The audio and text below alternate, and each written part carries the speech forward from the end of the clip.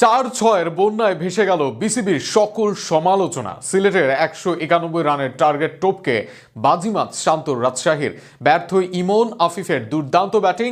বিপিএলের উদ্বোধনী দিনে রান বন্যার এক ম্যাচ দেখল দর্শকরা। রাজশাহী সিলেটের দুর্দান্ত ম্যাচ নিয়ে আরো বিস্তারিত শুনুন প্রতিবেদনে।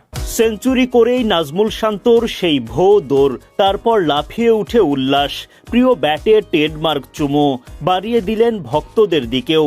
বড় ভাই মুশফিকুর রহিম জড়িয়ে ধরে দিলেন ভালোবাসা। শান্তর খুশি যেন বাঁধ মানে না। এই সেঞ্চুরি যে একটু বেশি স্পেশাল। শেষদায় আদায় করলেন শুকরিয়া। চলতি বিপিএলের প্রথম ম্যাচেই রাজস্বিক সেঞ্চুরি রাজশাহীর অধিনায়কের। সিলেট টাইটান্সের দেয়া 191 রানের লক্ষ্যে ব্যাটিংয়ে নামে রাজশাহী ওয়ারিয়র্স।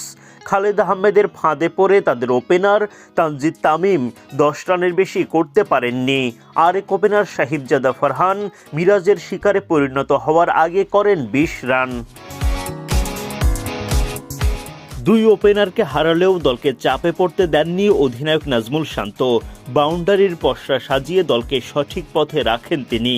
50 তুলে নেন রাজশাহীর অধিনায়ক। পূরণ করেন অভিজ্ঞ মুশফিকের সাথে 50 রানের পার্টনারশিপও, যেখানে শান্তর অবদানই বেশি। 50-র পর সেঞ্চুরির দিকেও এগিয়ে যান শান্ত। সিলেটের বোলাররা চ্যালেঞ্জ জানাতে থাকেন, তবে রাজশাহীর অধিনায়ককে আটকে রাখা যায়নি। ঠিকই রাজস্বিক শতক তুলে নিয়ে দলকে জেতান। ফলে 190 রানের বিশাল পুঁজি গড়েও লাভ হয়নি সিলেট টাইটান্সের। শুক্রবার বিপিএলের উদ্বোধনী ম্যাচে মুখোমুখি হয় সিলেট টাইটান্স ও রাজশাহী ওয়ারিয়র্স। টস জিতে আগে বোলিংয়ের সিদ্ধান্ত নেন রাজশাহী অধিনায়ক নাজমুল শান্ত। সিলেটের হয়ে ইনিংস শুরু করতে নামেন সাইম আইয়ুব ও রনি তালুকদার। ব্যাটিংয়ে নেমে ঝড়ো শুরু আইয়ুবের। যদিও সাইম আইয়ুবকে বেশিক্ষণ টিকতে দেননি রাজশাহীর লঙ্কান পেসার বিনুরা ফার্নান্দো। তানজিদ তামিমের হাতে ক্যাচ দিয়ে বিদায় নেন সাইম। 36 রানে প্রথম উইকেট হারায় সিলেট।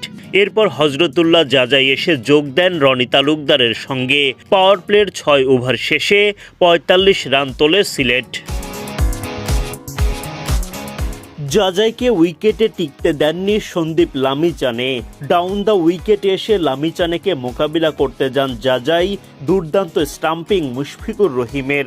18 বলে 20 রান করে ফিরে যান জাজাই। 68 রানে দ্বিতীয় উইকেট হারায় সিলেট। 10 ওভার শেষে 2 উইকেট হারিয়ে দলটি করে 75 রান। দায়িত্বশীল ব্যাটিংয়ে সিলেটকে এগিয়ে নিয়ে যেতে থাকেন রনি তালুকদার। রনি যখন 50 থেকে মাত্র 9 রান দূরে, তখনই লামিচানের আঘাত। তার দুর্দান্ত গুগলিতে বোকা বনে গেলেন রনি। 34 বলে 4 বাউন্ডারিতে 41 রান করেন। 104 রানে গিয়ে তৃতীয় উইকেট হারায় সিলেট। এরপর পারভেজ ইমনের ঝড়ো ব্যাটিংয়ে রানের গতি বাড়ায় সিলেট। ছক্কা হাঁকিয়ে 50 তুলে নেন ইমন। তার সঙ্গে যোগ দেন আফিফ হোসেন ধ্রুবও।